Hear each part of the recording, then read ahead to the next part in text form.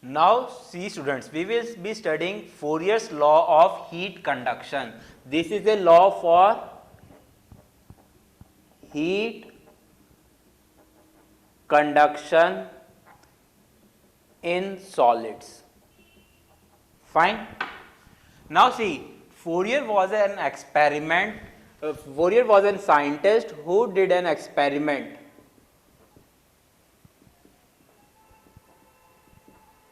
on a rectangular slab. Now see, we will see the experiment.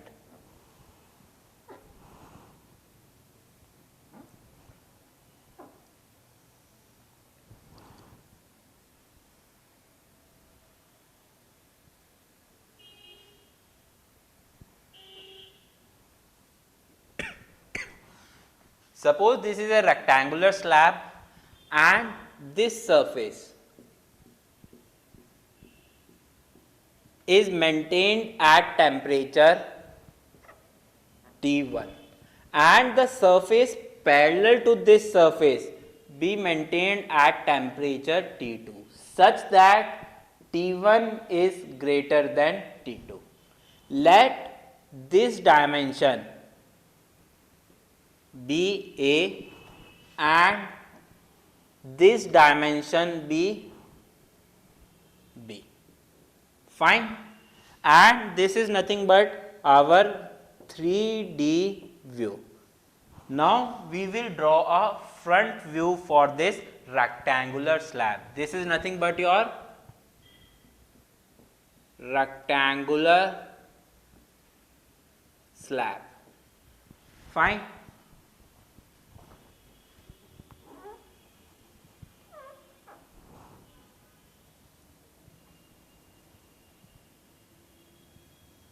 Now see, what do we mean by front view? For example, this is a duster and we see it like this. One surface is this one surface is this one and one surface is this one. And when we see in front view, we will be only seeing this surface. Fine. So the front view becomes this one, your 1, 2, 3, 4. Fine. So here it is nothing but your dimension A and here it is nothing but your dimension B. This is our front view. Fine. Now see, here the temperature is T1 and here the temperature is T2. So let here we say x is equals to 0 and we are moving in this direction. Fine. And here we say x is equals to length L. So this dimension A can also be written as length L. Fine. Now see, there is some variation of temperature from x is equals to 0 and x is equals to L. Fine. And due to this temperature difference, there will be some heat flow. There will be some heat flow Q. And according to Fourier, Q is directly proportional to the temperature difference. What will be the temperature difference? Final temperature minus initial temperature, T2 minus T1. Fine. And moreover, Fourier also concluded that this heat transfer rate is directly proportional to the area. Which area? This area is nothing but area perpendicular to the direction of heat flow. Fine. Suppose this is our rectangular slab. This is maintained at temperature T1. This is maintained at temperature T2. So heat will flow in this direction. So heat will flow in this direction. So the area perpendicular to the heat flow, this area becomes area A. Fine. So here this heat transfer rate is directly proportional to area perpendicular to the direction of heat flow. This is the direction of heat flow and this area is perpendicular to Q. Fine. And moreover, he also concluded that this heat transfer rate is inversely proportional to the thickness of this slab. This is the thickness of this slab. See, this L becomes the thickness. Fine. So here we can write Fourier's law like Q is directly proportional to T2 minus T1 into area A upon length L. Fine. Now see, this quantity T2 minus T1, T2 is the lower temperature, T1 is the higher temperature. So this quantity will become negative. In order to remove this negative sign, what we do? We apply a negative sign here, T2 minus T1 into area A upon length L. And in order to remove this sign of proportionality, Q can be written as Q is equals to minus K A T2 minus T1 upon length L, where K is known as constant of proportionality. Fine. Or it is also known as thermal conductivity. Fine. This is known as thermal conductivity. Fine. Now thermal conductivity is nothing but a property of material. Thermal conductivity is nothing but a property of material which represents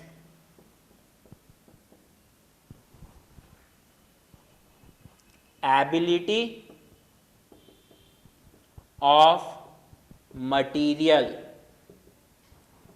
to conduct heat. This represents the ability of the material to conduct heat. For example, see, now this Q will be directly proportional to thermal conductivity K. The material having higher value of thermal conductivity K will have higher heat transfer rate, and this is nothing but your Fourier's law.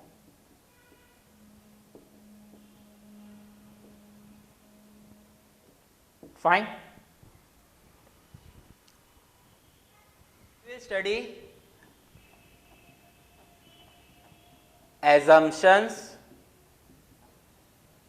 made in Fourier's law.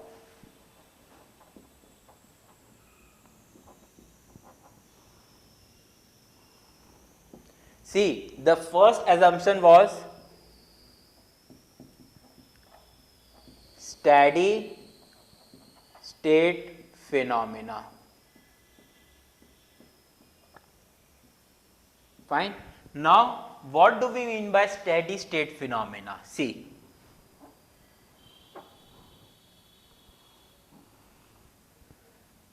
suppose this is a wall and this is a sun facing side of the wall, and let here the temperature be 40 degree Celsius. Fine. The outside air temperature. Fine.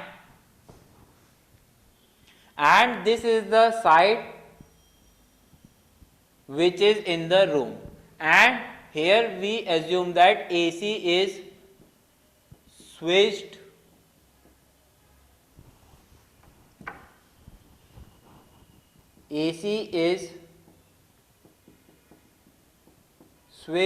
on and the room temperature is maintained at 20 degree Celsius. Fine.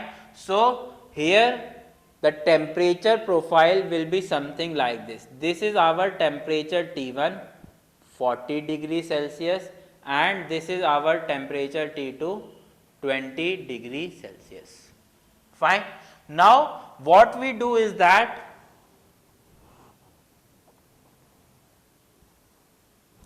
we switch off the air conditioner. We switch off the air conditioner. Now initially the temperature here was 40 degrees Celsius and inside room temperature was 20 degrees Celsius. Now due to this temperature difference, heat will be flowing from higher temperature region to lower temperature region, and in this case the temperature of the room will rise. The temperature of the room will rise, and suppose after some time it has reached the level 25 degrees Celsius. After some time it has reached the level 35 degrees Celsius, and ultimately it will reach an equilibrium temperature of 40 degrees Celsius. Fine. Now consider any cross section. Suppose this is a cross section. Here this is the temperature T1 at time tau 1. This is the temperature T2 at time tau 2. This is the temperature T3 at time tau 3. So here we see that temperature is a function of time, and here in heat transfer time is denoted by tau. Fine. Now in this case, when the AC is switched on, there is no variation of temperature with respect to time. So here temperature is not a function of time, and this is nothing but your steady state. Fine. And this is nothing but your unsteady state. Fine. So the first assumption in while deriving Fourier's law is that we assumed a steady state phenomena. That means temperature is not a function of time. Fine.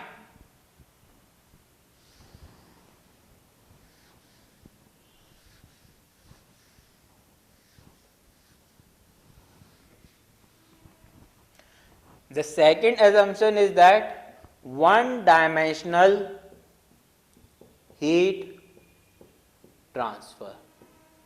Now see,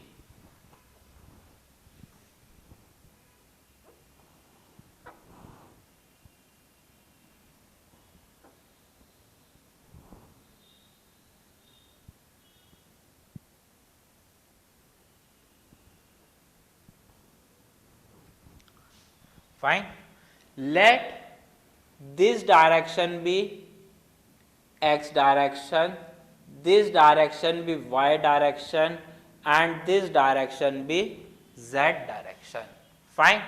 Now see, what we are seeing is that heat transfer takes place only in x direction. So we say that Qx is not equal to 0, whereas we assume Qy, heat transfer in y direction, is equals to 0, and Qz, that means heat transfer in z direction, is again 0. So here we assume that Q is a function of only one direction. Let it be x direction. Fine. Now the third assumption,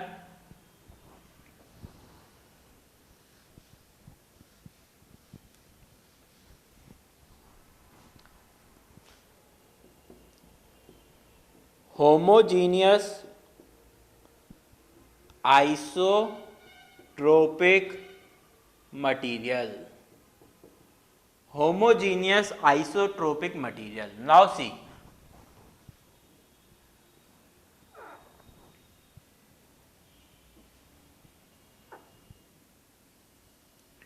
let us consider this point 1 in this material. Fine.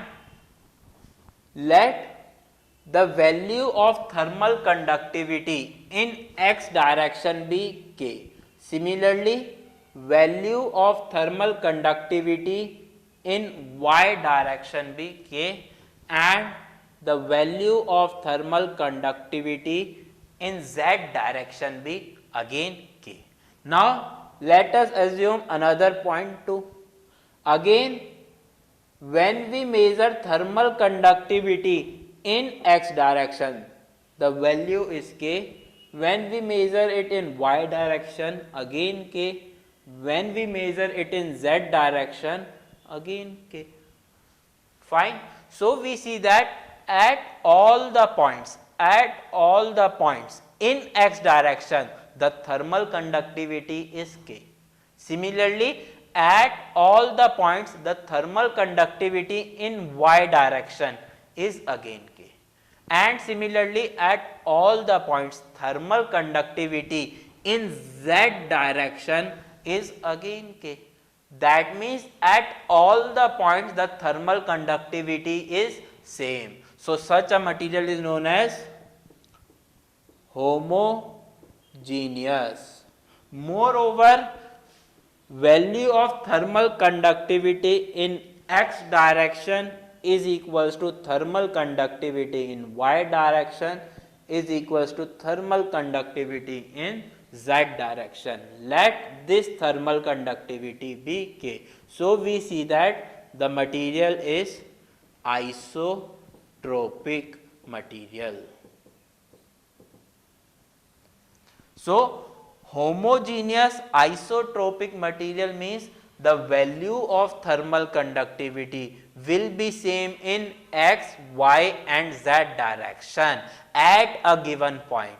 And the meaning of homogeneous means at all the points the thermal conductivity will be same.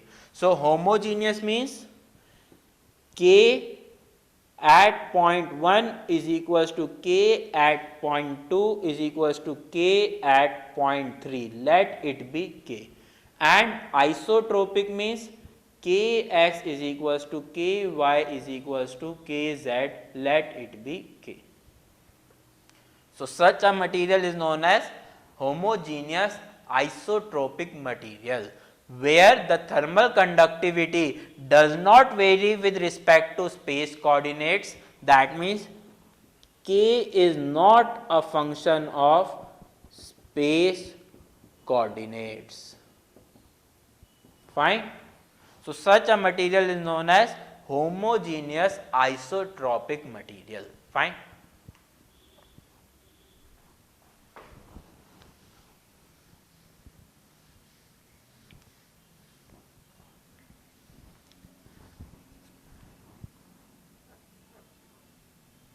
Now see fourth case, fourth assumption.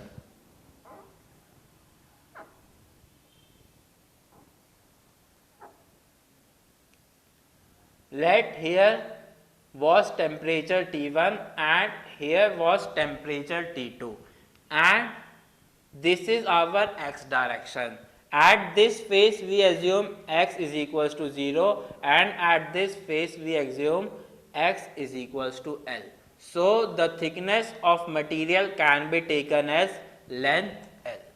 Now, see here the temperature is varying from T1 to T2. Here the temperature is varying from T1 to T2 along x direction. So, variation of temperature along x direction, it is known as your temperature gradient. Fine. That means how temperature is varying along x direction. Fine. Now see, suppose we take a small element. The small element is such that the thickness here becomes dx, and for small change in thickness dx, the change in temperature becomes dt. So temperature gradient is nothing but your dt by dx. The temperature gradient is nothing but your dt by dx, and it is also known as your slope of temperature profile. This is also known as slope of temperature profile. Now, this fourth assumption is that this temperature profile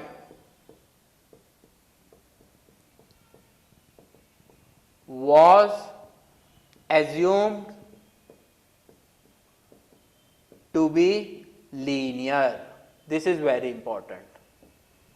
That means this line, variation of temperature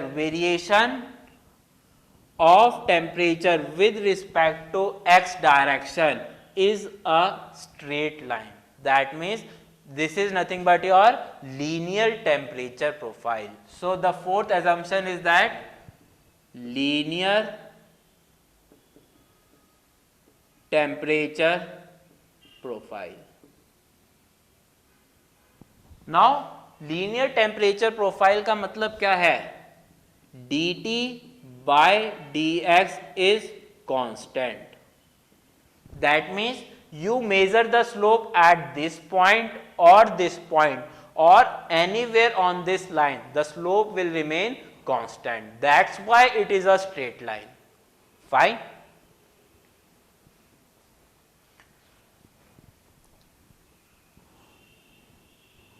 Now come to fifth assumption. The fifth assumption is that thermal conductivity K is not a function of temperature. Now see, temperature is varying from this section to this section. That means at all the points, at all the different points, you will obtain some different temperature. Fine, but we assume that the thermal conductivity remains same irrespective of the change in temperature. So K is not a function of temperature. Fine. Now sixth and very important assumption, no heat generation. Fine, no heat generation. Now we will understand what do we mean by heat generation. Fine.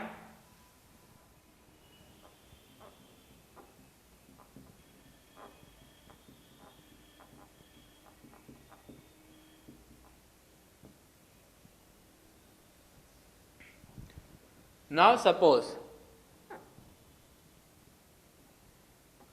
this is our system. Fine, and there is conduction, heat transfer in the system. Fine. Now suppose in this system there is passing a wire with resistance R, and in this wire there is current I. So some heat will be produced, that will be equals to I square RT. Fine. So here electrical energy is getting converted into heat. Fine. Similarly, consider a case. There is some exothermic chemical reaction. Fine. So within the system we can say is that chemical energy is getting converted into heat. Fine. Now consider a case. There is some nuclear reaction here. Fine. So we can say that nuclear energy is getting converted into heat. Fine. Now consider one more case. Suppose there is some shaft work. Now when there is some shaft work, some of the shaft work will be lost into frictional. Fine. So some shaft work is lost due to friction between shaft and bearings. Fine. So here we can say is that there are some frictional heat loss. So we can say is that shaft work is getting converted into heat. Fine. Now see, your shaft work, your electrical energy, your nuclear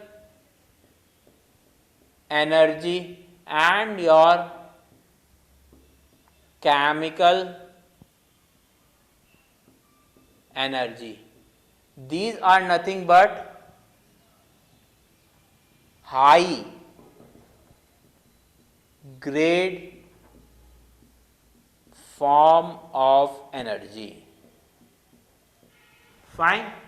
And in all such reactions, what is happening? High grade form of energy is getting converted into heat, and it is nothing but your low grade form of energy.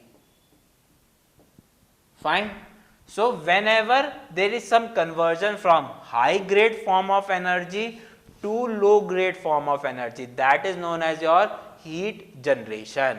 And Fourier assumed that within that rectangular slab there was no heat generation. That means neither any chemical reaction was taking place, neither any nuclear reaction, neither any frictional losses. Fine. And neither any conversion of electrical energy into heat. Fine.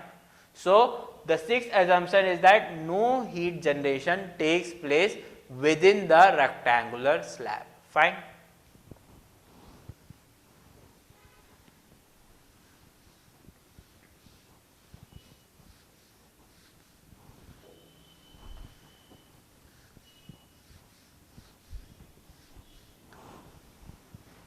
So what are the assumptions?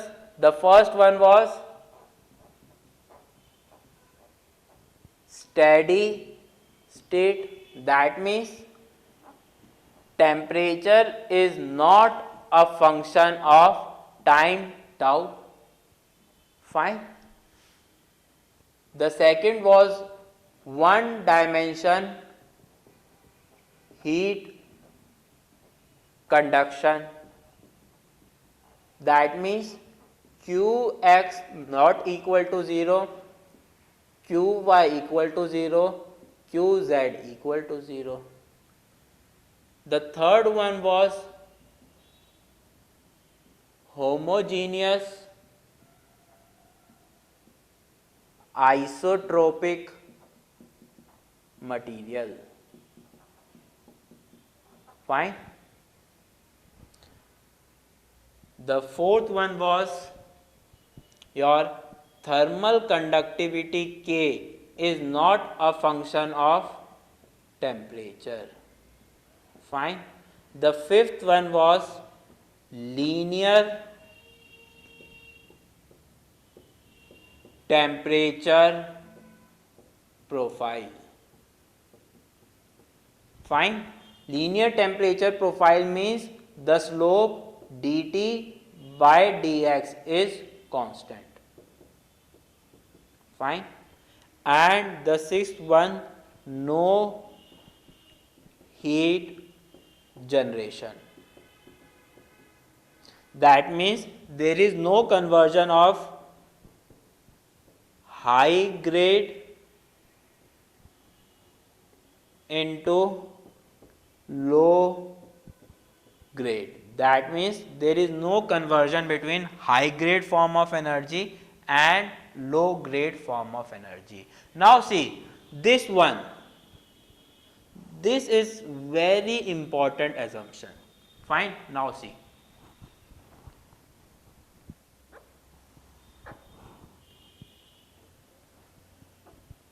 This is a rectangular slab. Here the temperature is T1 and here the temperature is T2, and this becomes our temperature profile. That means variation of temperature with respect to distance x, and this dimension, the thickness of this slab is taken as length L. Now we take a very small element here.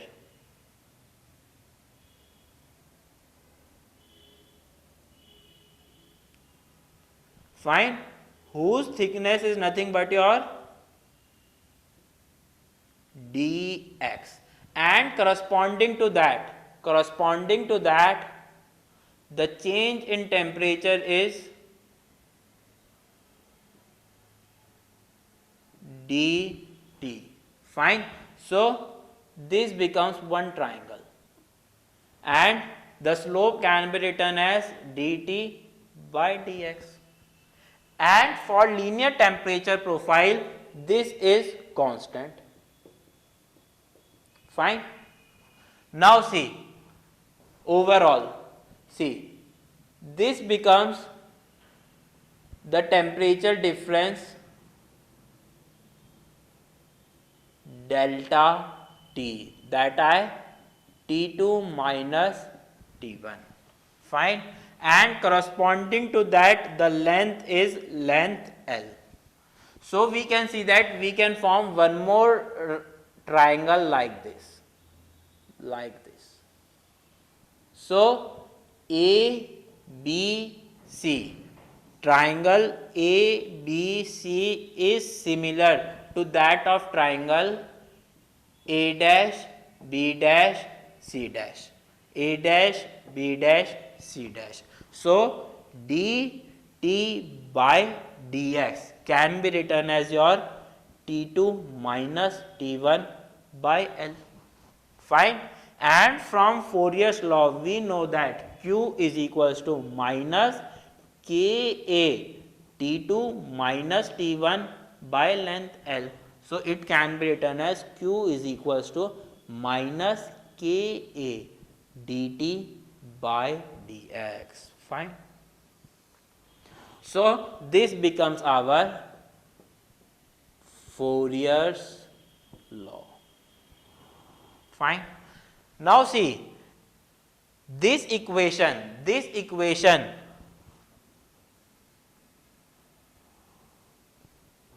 is valid for rectangular